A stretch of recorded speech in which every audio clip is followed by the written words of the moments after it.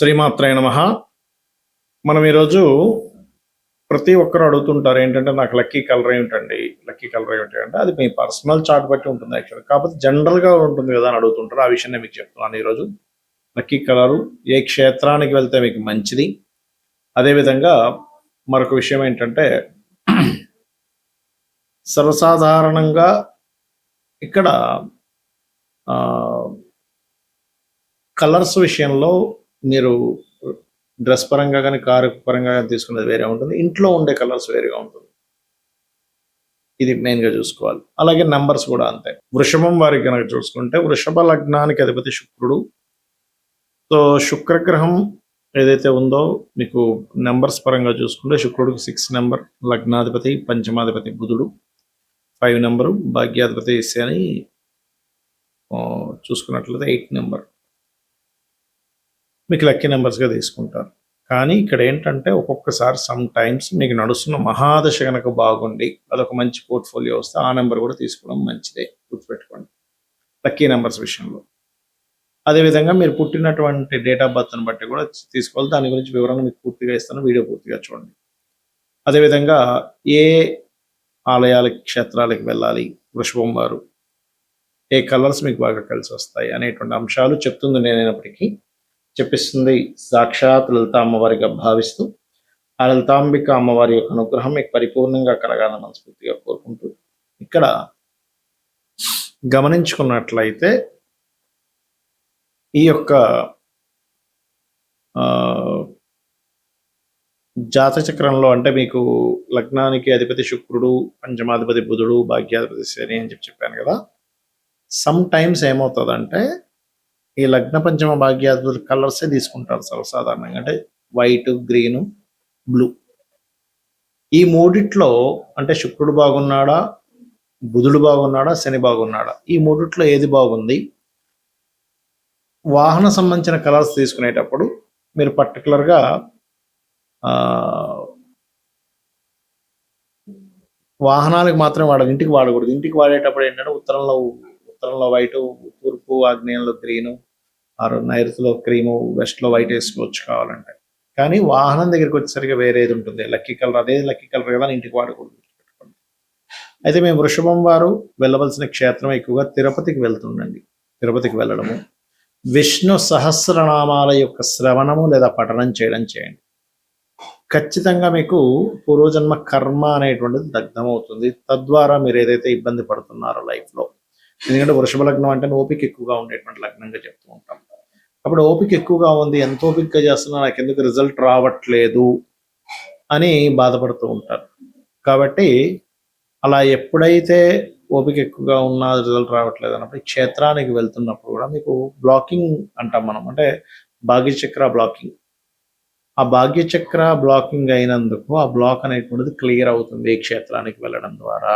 ఈ కలర్స్ విషయంలో కానివ్వండి, ఈ యొక్క నెంబర్స్ విషయంలో కానివ్వండి, ముందు మనం నెంబర్స్ విషయం చూసుకుంటే ఒక క్లారిటీ ఏంటంటే, ఒక్కొక్కసారి ప్రతి జాతకంలోని కూడా మనం లగ్న పంచమ భాగ్యాధిపతులు శుభంగా ఉండాలని రూల్ లేదు. ప్రతిసారి అంటే అందరి జాతకాల్లో బాగుండాలని రూల్ లేదు.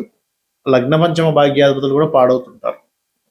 అప్పుడు మనం ఏం చేయాలంటే, డేట్ ఆఫ్ బర్త్ తీసుకొని దాన్ని 2గా విభజించాలంటే బర్త్ నెంబర్, డెస్టినీ నెంబర్.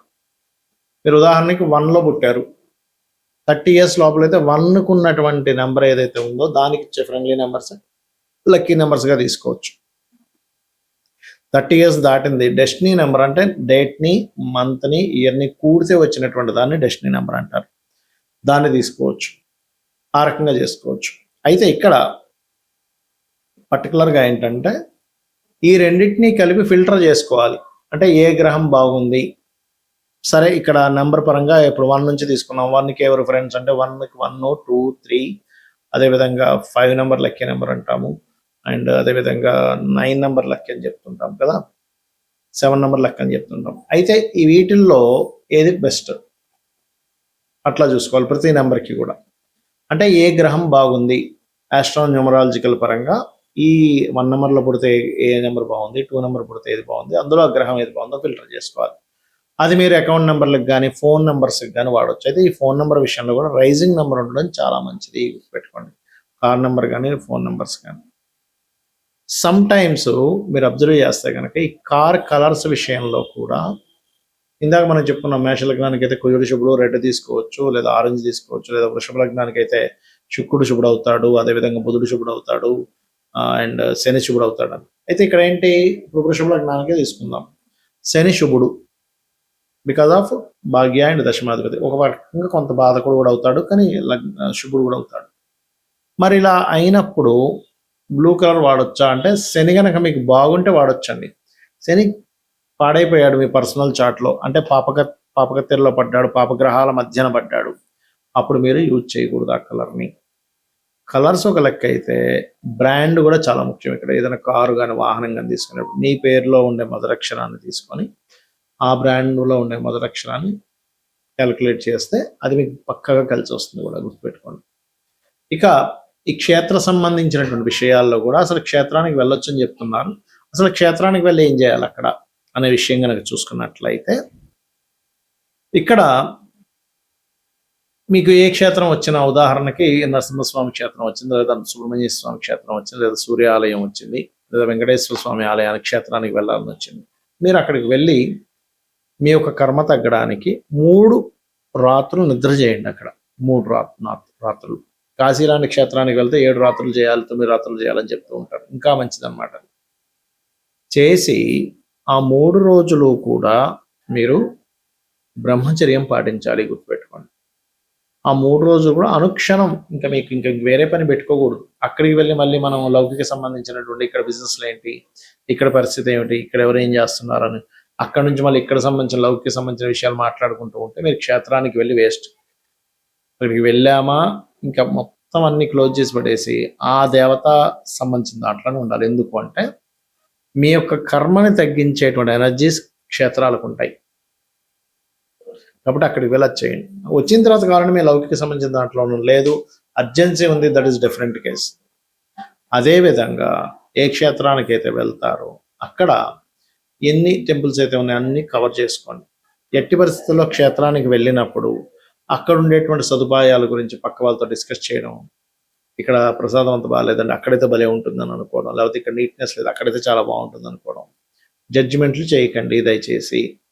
క్షేత్రానికి వెళ్ళి మీరు జడ్జ్ చేస్తూ కూర్చుంటే మీకు భక్తి అనేటువంటిది కనెక్ట్ అవ్వదు, భగవంతుడితో మీరు కనెక్ట్ అవ్వలేరు ఎట్టి పరిస్థితుల్లో.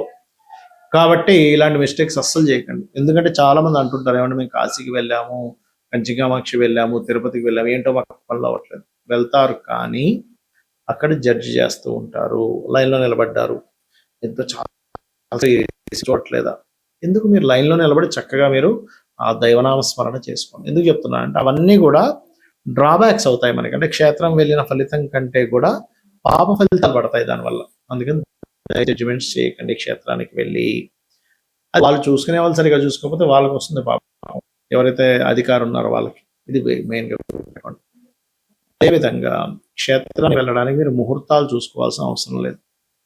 చాలా మంది ఏం చేస్తారంటే, ఏమండి ఈరోజు బాగుంది, వాళ్ళు వెళ్ళాం. పర్వదినాలు వేరు, పర్వదినాల కోసం మనం వెళ్తూ ఉంటాం, దట్ ఈస్ డిఫరెంట్. కానీ క్షేత్రానికి ఎటువంటి ముహూర్తం అక్కర్లేదు. కొన్ని క్షేత్రాల్లో అయితే అక్కడ ఎటువంటి నియమ నిబంధనలు కొన్ని, అంటే ఇప్పుడు అక్కడికి వెళ్ళి ఏదో అభిషేకం చేస్తున్నాం, అయ్యో నేను సరిగ్గా మంత్రం చదవలేకపోయాను, అయ్యి ఇక్కడ సరిగ్గా ఈ పూజ సరిగ్గా చేయించలేదు, ఈ హోమం అక్కర్లేదు. క్షేత్ర మహిమ అంటేనే మీరు ఎలా చేసినా మనసు పట్టి చేశారంటే కనెక్ట్ అయిపోతుంది. క్షేత్ర మహిమ అంటారు దాన్ని. కొంతమంది అక్కడికి వెళ్ళి అభిషేకాలు హోమాలు చేయించుకుంటూ ఉంటారు. అక్కడికి వెళ్ళినప్పుడు ఏమవుతుందంటే అక్కడ చేసేటువంటి విధానం ఎలాగైనా కానీ, మనం కొన్నిసార్లు నార్త్ సైడ్ ఉండే టెంపుల్స్కి వెళ్తుంటాం, కామాఖ్య కానీ కొన్ని ఉన్నాయి, తారాపీఠ్ ఇట్లాంటివి. వెళ్ళినప్పుడు అక్కడ ఏంటంటే వాళ్ళు ఏదో మంగళం మంగళం మంగళం ఏదో చేస్తారు. ఏమిట్రా ఏంటి అసలు సరిగ్గా, అసలు మనం మొత్తం కాన్సెప్ట్ స్టార్ట్ చేయడమే అరగంట సేపు ఉంటుంది దాని ప్రాసెస్.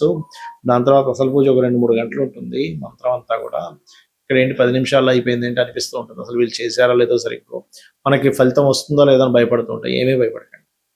క్షేత్రము, స్వయంభూ క్షేత్రాలు, ఆ ఫలితాలు అద్భుతంగా ఉంటాయి, టెన్షన్ పడకండి. ఎందుకంటే ఇంత క్లారిటీ ఎందుకు చెప్తున్నానంటే, కర్మని పూర్తిగా తగ్గించేటువంటి యోగం క్షేత్రానికి ఉంటుంది, పూర్వజన్మ కర్మని.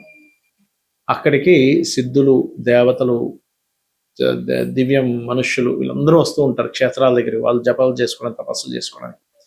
మనం ఏదైతే తపన పడుతూ అక్కడికి వెళ్ళామో, అయ్యో నాకు పలానా సంతానం లేదనో, లేకపోతే వివాహం అవ్వట్లేదనో, సెటిల్ అవ్వలేదనో, ఇదంతా తపన పడుతూ వెళ్తే అక్కడ ఎంత నమ్మకంగా ఉంటే, అయ్యో స్వామివారు నమ్ముకున్నాడు కదా భక్తులని చెప్పి వాళ్ళు కూడా అనుగ్రహిస్తారన్నమాట. కాబట్టి ఇవి చేయండి, అన్ని విధాలా మీకు బాగుంటుంది. శ్రీమాత్రే నమః.